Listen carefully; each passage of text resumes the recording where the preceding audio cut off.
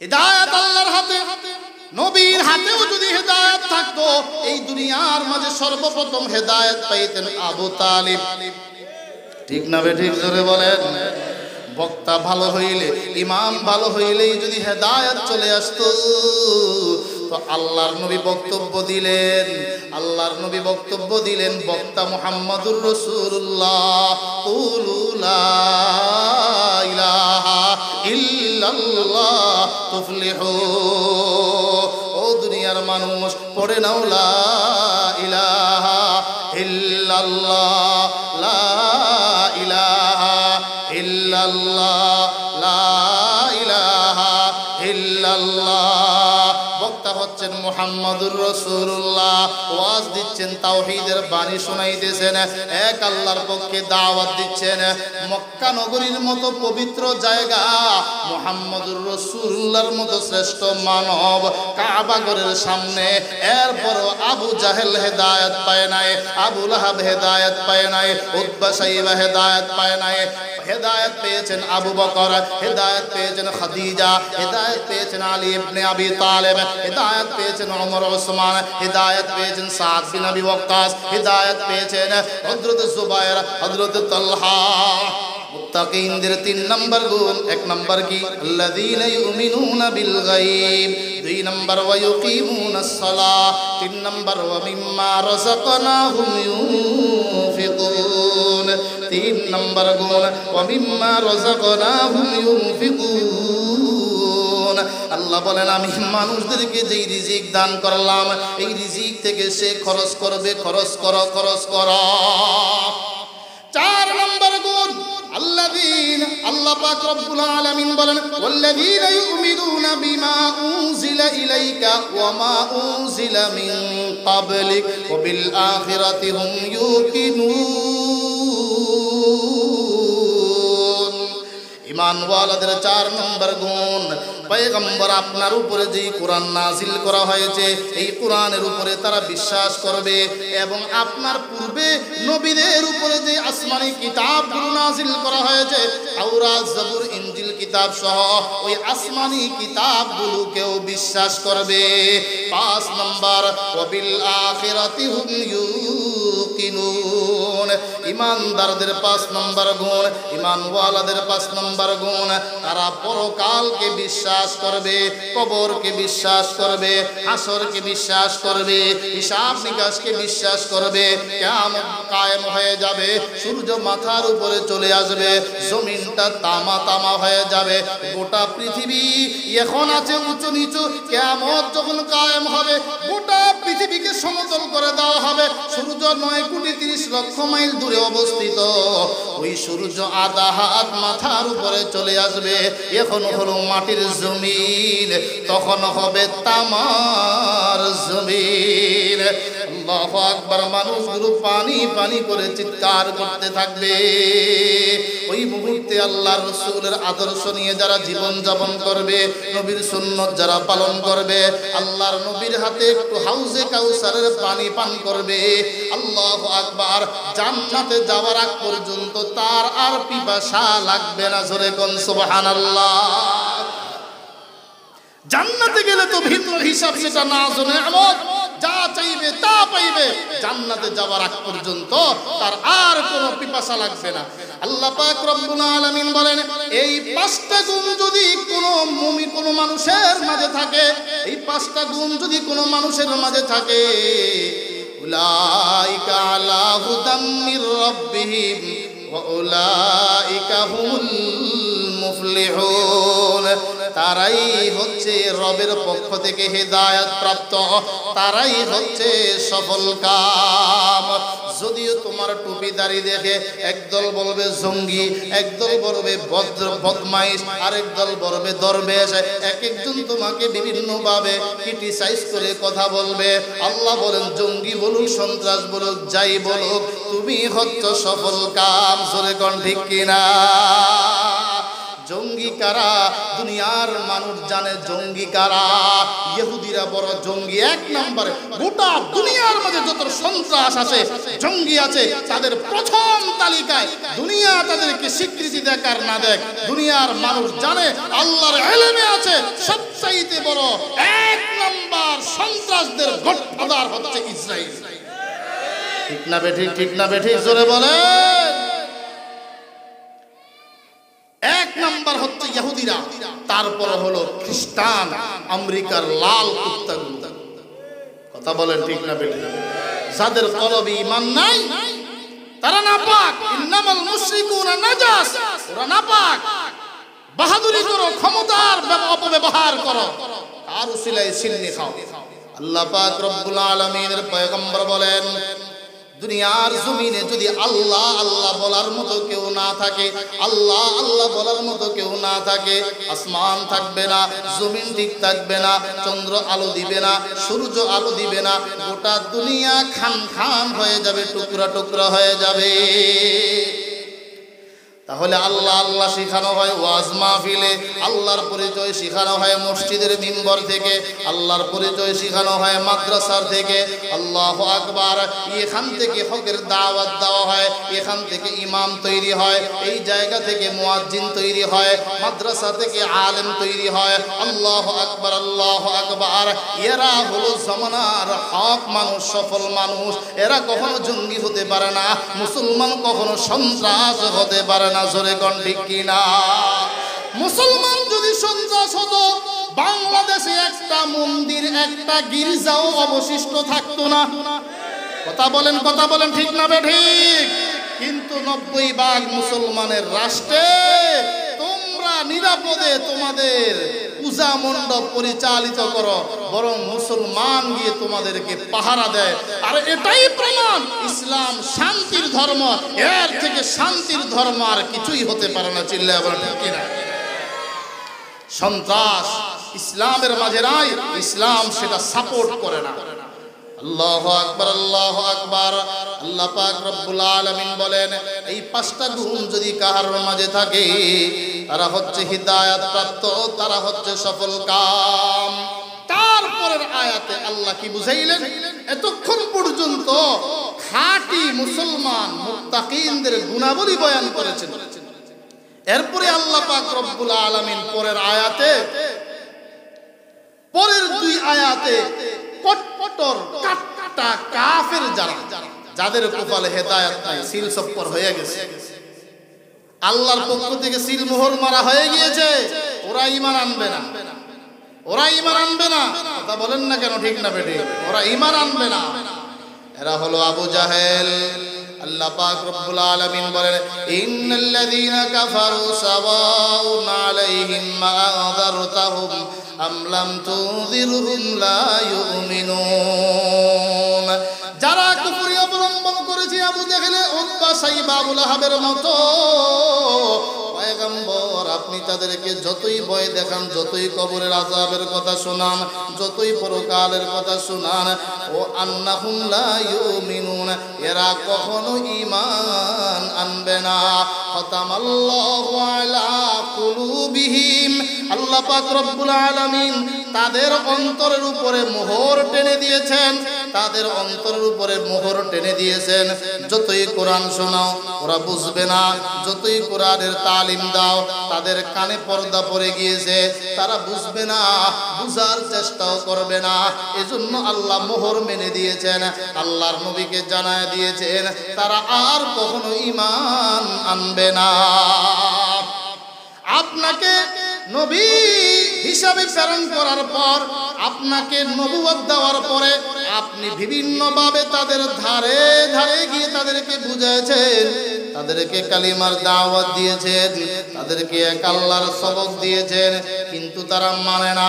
পাল্টা আপনার উপরে অত্যাচার, আবু বকরের উপরে অত্যাচার, ওমরের উপরে আক্রমণ, আল্লাহু আকবার, বেলালে হাবশির উপরে আক্রমণ, সুহাইবের রুমির উপরে আক্রমণ, সালমান ফারসির উপরে আক্রমণ।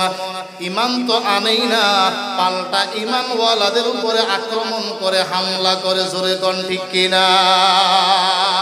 আল্লাহ বলেন, ওদেরকে আর দাওয়াত দিয়ে কোনো লাভ নাই, ওদেরকে আর দ্বীনের দাওয়াত দিয়ে কোনো লাভ নাই, তারা আর ঈমান আনবে না।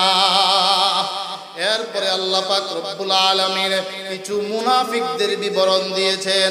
ওমিনান নাসি মান ইয়াকুলু আমান্না বিল্লাহ ওয়া বিল ইয়াউমিল আখির ওয়া মা হুম বিমুমিনিন।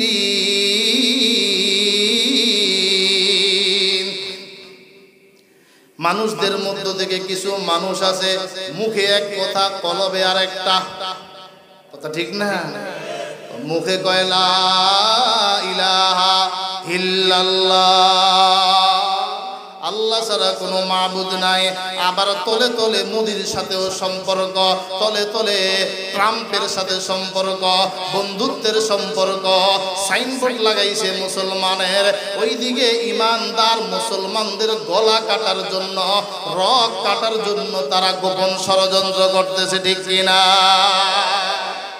উপরে ইসলামের সূরত লেবাস লাগাইয়া আর ভিতরে ষড়যন্ত্র করতেছে।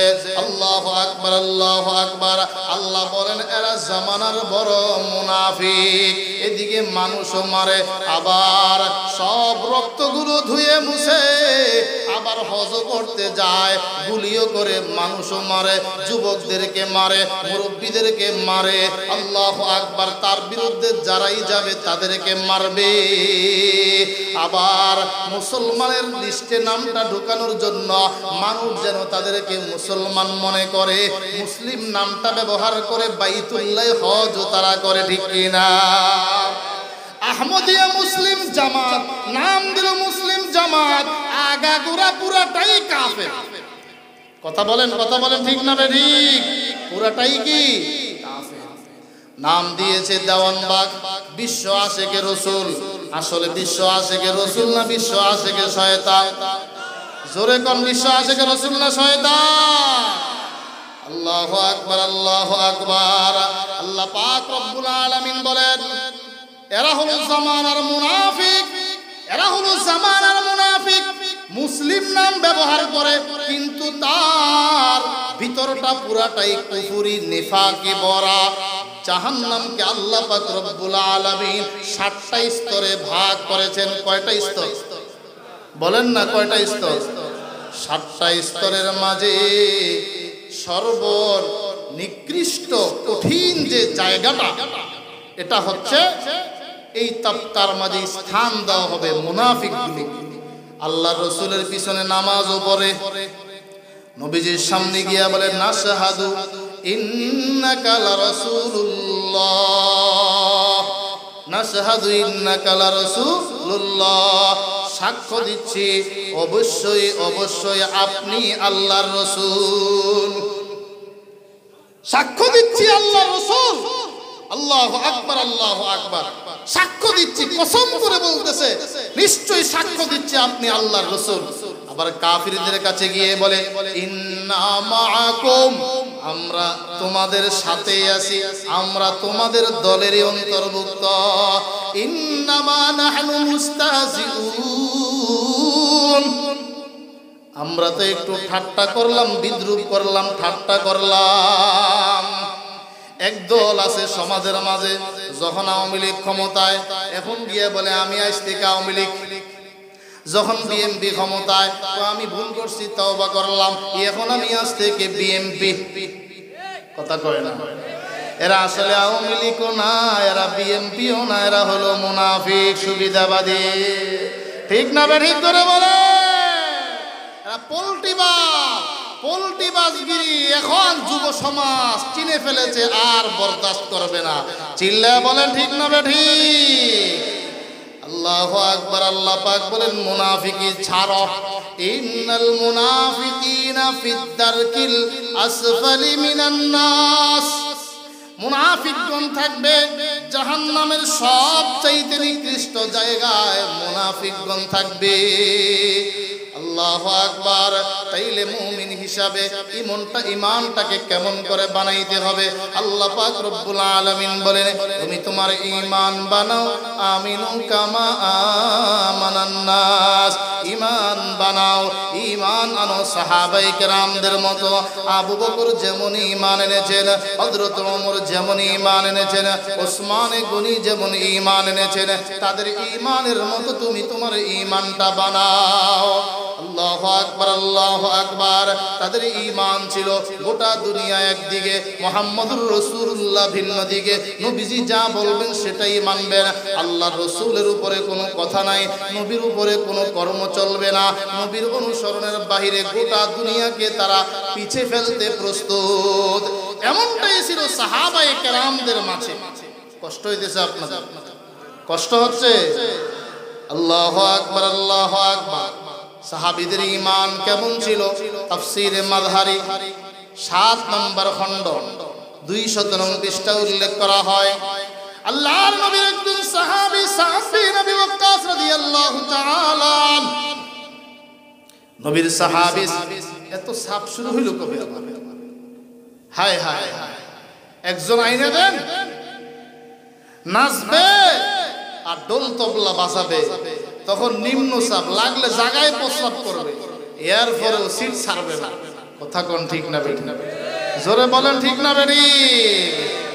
মুসলমান ইমানদার সাদ বিন আবি ওয়াক্কাস এমন একজন সাহাবী ছিলেন, মা ভক্ত একজন সন্তান, আল্লাহর একজন খাঁটি বান্দা, মা ভক্ত একজন সন্তান। মা যদি বলতেন ডান দিকে যাও, গোটা মক্কার মানুষ যদি তাকে বাম দিকে ডাকে, মাকে প্রাধান্য দিবে, মার কথাই মানবে। এমন একজন সাদ, এমন একজন সাহাবী, মা ভক্ত সাহাবী সাদ বিন আবি ওয়াক্কাস রাদিয়াল্লাহু তাআলা যখন ইসলামের দাওয়াত পাইলেন, কালিমার দাওয়াত পাইলেন, কালিমার দাওয়াত পাওয়ার পর এখন তিনি ইসলাম ধর্ম কবুল করলেন। মা খবরটা যখন শুনলেন, মেজাজ খারাপ হয়ে গেল, ডাক দিয়ে বলতেছে, ও সাদ, শুনতে পেলাম আমাদের ধর্ম তুমি ছেড়ে দিয়ে বাপ দাদার ধর্ম কবুল করেছ। এখনো সময় আছে, এখনো সময় আছে, ইসলাম ধর্ম ছেড়ে দাও, বাপ দাদার ধর্মের দিকে ফিরে আসো। হযরত সাদ বিন আবি ওয়াক্কাস বলেন, না মা, জীবন চলে যেতে পারে, জীবন চলে যেতে পারে, আমি ইসলাম ধর্ম ছাড়তে পারবো না, আমি ইসলাম ধর্ম ছাড়তে পারবো না। সুবহানাল্লাহ কইবেন না? আল্লাহু আকবার, আল্লাহু আকবার। তাফসীরে মাযহারিতে আল্লামা কাদি সানাউল্লাহ পানিপতি রাহমাতুল্লাহ আলাইহি লিখেন, সাদ বিন আবি ওয়াক্কাস যখন দৃঢ় প্রতিজ্ঞা করলেন, আমি ঈমান ছাড়ব না, আমি মুহাম্মদুর রাসূলুল্লাহর ধর্ম ছাড়ব না, আল্লাহু আকবার। এখন মা কৌশল অবলম্বন করলেন, ও সাদ, তুমি যদি ইসলাম ধর্ম না ছাড়ো, মুহাম্মদুর রাসূলুল্লাহর ধর্ম যদি না ছাড়ো, আমি তোমার মা আজ থেকে খানা পিনা বন্ধ করে দিলাম, এমনিতে আমি মারা যাব। কঠিন পরীক্ষা সন্তানের সামনে, কঠিন পরীক্ষা সাদ বিন আবি ওয়াক্কাসের সামনে। আল্লাহু আকবার, আল্লাহু আকবার। সাদ বিন আবি ওয়াক্কাস রাদিয়াল্লাহু তাআলা আনহু, সাদ বিন আবি ওয়াক্কাস রাদিয়াল্লাহু তাআলা আনহু দেখলেন মা তো খানা পিনা বন্ধ করে দিলেন। একদিন এক রাত্র চলে যায়, দ্বিতীয় দিনও চলে যায়, তৃতীয় দিনও চলে আসে, খানা পিনা খায় না। এবার সাদ বিন আবি ওয়াক্কাস ডাক দিয়ে বলল, গো আমার আম্মা জান, আপনি ভেবেছেন আপনি যদি না খেয়ে মৃত্যুবরণ করেন, আপনার মৃত্যুর ভয়ে আমি সাদ ইসলাম ধর্ম ছেড়ে দিব। আমি আমার ঈমানের হালতটা আপনাকে শোনাই। ও আমার আম্মা জান, আপনার মাঝে আল্লাহ একটা জীবন দান করেছেন, আমার মাঝেও আল্লাহ পাক একটা জীবন দান করেছেন। আপনার মাঝে আল্লাহ পাক রব্বুল আলামিন একটা নয়, দুইটা নয়, 10টা নয়, 20টা নয়, 100টা জীবন যদি দান করে থাকেন, একটা একটা করে যদি আপনি সবগুলো খতম করে দেন, এক মুহূর্তের জন্য আমি সাদ ইসলাম ধর্ম ছাড়তে পারবো না। জোরে জোরে বলেন সুবহানাল্লাহ। डरते नहीं दुनिया में मुसलमानों के शीशे, डरते नहीं दुनिया में मुसलमानों के शीशे, मिल जाती है जब दौलत ईमान नबी से, डर नहीं कुछ गम नहीं जब रहमत रहमान है, सारा आलम हो मुखालिफ फिर न कुछ नुकसान है। মুমিনের অন্তরে যদি ঈমান ঢুকে যায়, ওই মুমিন আল্লাহ ছাড়া কাউকে ভয় করতে পারে? জোরে বলেন, কাউকে ভয় করতে পারে না।